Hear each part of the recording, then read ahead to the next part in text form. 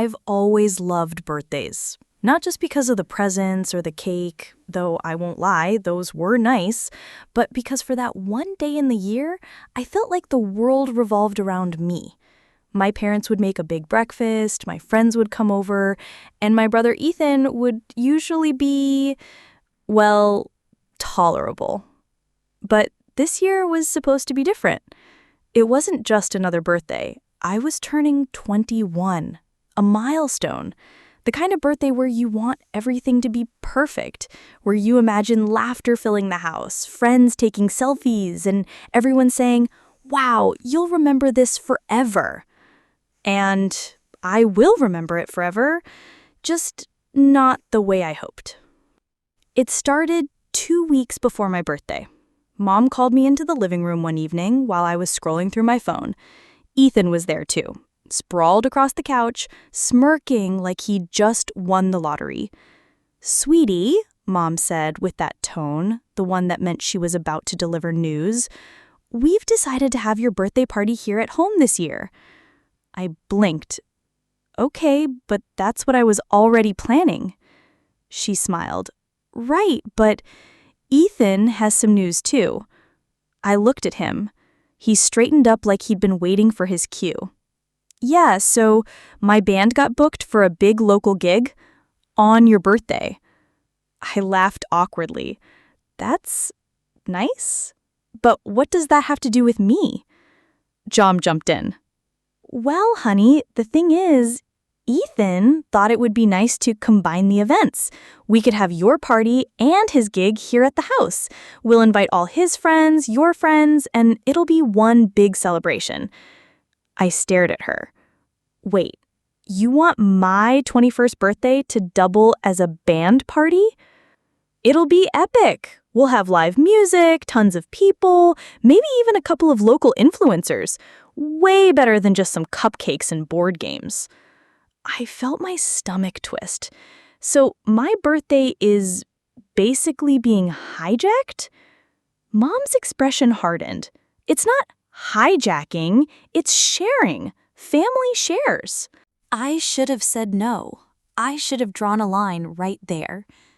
But I didn't. I told myself maybe it wouldn't be so bad. Maybe the music would be fun, and maybe Ethan would at least remember it was my day too. I was wrong. The morning of my birthday, I woke up to the sound of drums. Not in my head from a hangover, but literally drums coming from the garage where Ethan's band was practicing. I hadn't even brushed my teeth before my walls were rattling. When I came downstairs, the kitchen was a disaster. Empty pizza boxes, soda cans, and wires snaking across the floor. Ethan and his friends were setting up amps in the backyard. "Morning, birthday girl," Ethan said without looking up. "Mind grabbing me a coffee?" I froze. No happy birthday, no how do you feel turning 21, just coffee.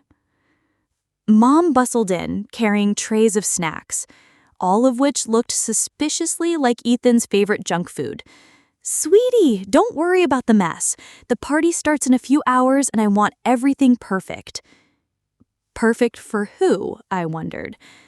By the time guests started arriving, it was already clear whose party this really was. Most of the people coming through the door were Ethan's friends, loud, beer already in hand, greeting me with, "Oh hey, it's your birthday too, right?" Like I was an afterthought. My small group of friends huddled awkwardly in the corner, trying to talk over the blasting sound check.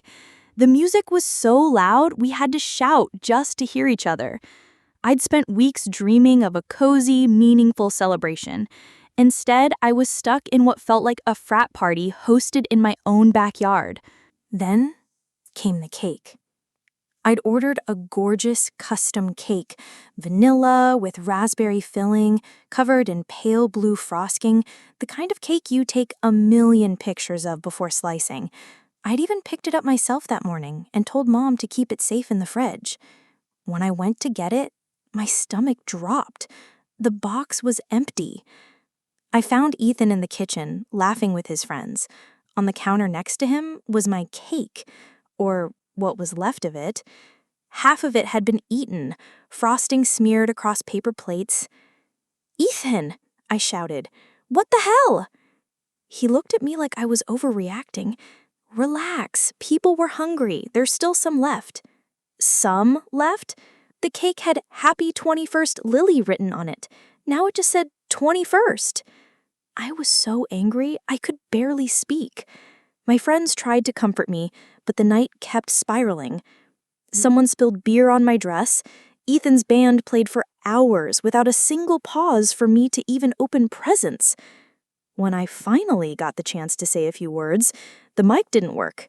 Ethan had unplugged it to set up another guitar.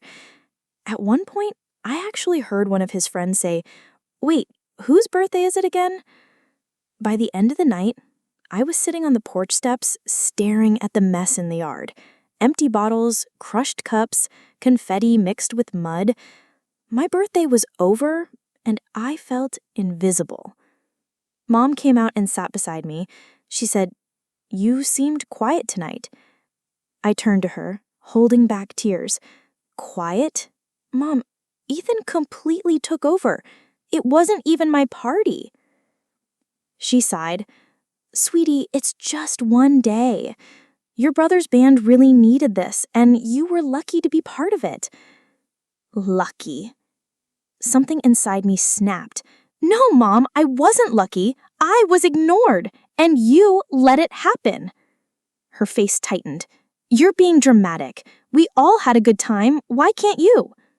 I stared at her, realizing for the first time that no matter how much I wanted them to see me, they never really did. The next morning, I made a decision. I cleaned my room, packed a small suitcase, and called my best friend, Jenna. She'd been offering me her couch for months, saying I needed to get out of the house. When Mom noticed my bags by the door, she looked shocked. "Where are you going?" "To live somewhere I'm not invisible," I said, my voice shaking but steady. Ethan, half asleep on the couch, muttered, "Geez, still about the party?" I didn't even answer him. It's been 6 months since that birthday. I live with Jenna now, and for the first time, I feel like my life is mine. My birthdays aren't huge parties, but they're mine. I've learned that sometimes you have to walk away from people who refuse to see you, even if they're your own family. And every time I think about that night, I remind myself it wasn't just my brother who destroyed my birthday. It was the people who stood by and called it sharing.